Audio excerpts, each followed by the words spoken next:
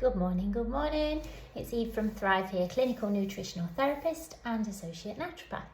And this morning I'm just looking through a patient's stool test results, and I thought I'd share some of the information with you anonymously, of course, so that you can see some of the things that I can see in a stool test.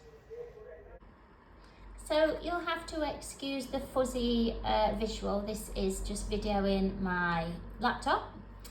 So when we're looking at the stool test results, one of the first things we look at is the stool pH. Now this will reflect the environment that the stool has travelled through in the intestines, and it will reflect what's going on there in terms of beneficial bacteria, these ones here. So the normal stool environment should be 6.2 to 6.8 on the pH scale. And this one is far too alkaline. It's increased greatly, really. I mean, sometimes they're increased a little bit, but this is quite a big increase on this person's. So then we start to think why. So we have a look at these beneficial bacteria that should be existing in the gut. And you can see that the lactobacillus species is very low. So it should be 10 to the power of 5 or 7. 10 to the power of 4. It's very low. I've seen them lower than that, but it's still very low, enough to cause a problem. And lactobacillus keeps everything at the right pH and is really conducive for the health of the gut for many reasons. So this needs correcting. This lactobacillus needs bringing up. When that comes up, this stool pH should change and come down a little bit and head more towards this normal range. The other thing that can happen is if you are not digesting your proteins properly, your stool can change the pH environment. So here we have got all the nasty things that we don't want in here, and this person is normal in that area, so that's good. Enterococcus is a species of beneficial bacteria that's very important for good health for lots of reasons, again, that I can't go into in this video, it would take too long. And again, it's very low. So this could be explaining some of these digestive symptoms that this person is experiencing. Now, down here we have got candida, 2 different types of candida that we look for. Everything's normal here. If this goes out of range, the person can get horrific symptoms, from digestive symptoms, extreme fatigue, skin problems. It's very common if you've got athlete's foot or vaginal thrush recurrently or oral thrush for you to have candida in your gut, and that's why it's showing up elsewhere, because it's traveling around in your body. So candida is horrible. It's a type of yeast, and if that gets out of control, we have got to work quite with some strength to get rid of it, because it causes huge inflammation in the body, and we also know that inflammation is the start of all serious diseases. So this also checks for molds. There's a mouth swab as well, which is all normal, but this is extremely interesting. So this has come up on this test. This is pancreatic elastase. Now, pancreatic elastase is a type of enzyme that you produce when you're digesting your food. And this enzyme does not degrade with the digestion process, so it is a true reflection in your stool of how much you are producing. This person's is less than 50 and it should be more than 200. Now, if your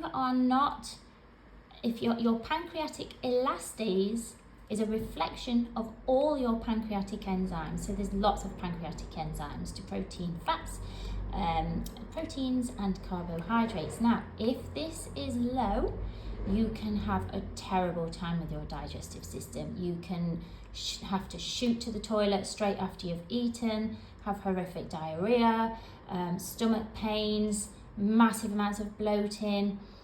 I've known people with this where they literally can't leave the house because they need to be near a toilet.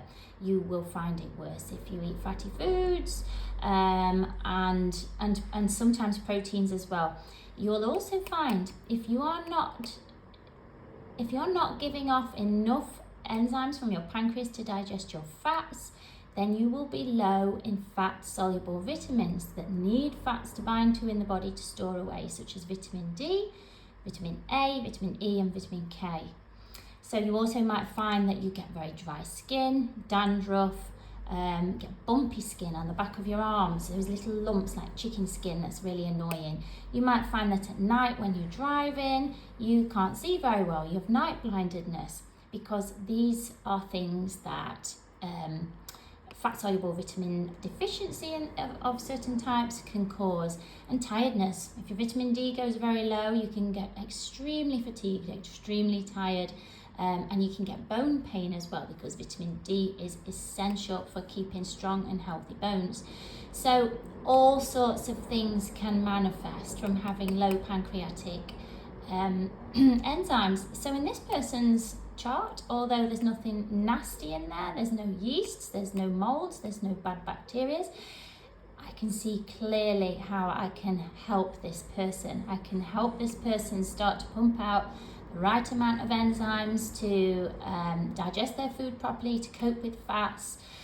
I will get this person's fat-soluble vitamins tested with a blood test. If they are low, we will supplement, or I could give an injection and bring those back up to scratch. And we will work on getting this nice, these good bacteria, the enterococcus and the lactobacillus, back up to scratch. And then we'll be examining why it's gone low in the first place. It's more than likely because the pancreas is not digesting things properly, and that's having a knock-on effect in the gut microbiome. But we'll be looking at diet and lifestyle and do a full blood workup on this person. So stool tests are amazing. This person has been to the doctors many times, can't explain why nobody can explain to them why their IBS is so bad, what's causing it. They've just been told IBS, you've got to live with it. Actually, no, we can do a lot about this. So interesting indeed.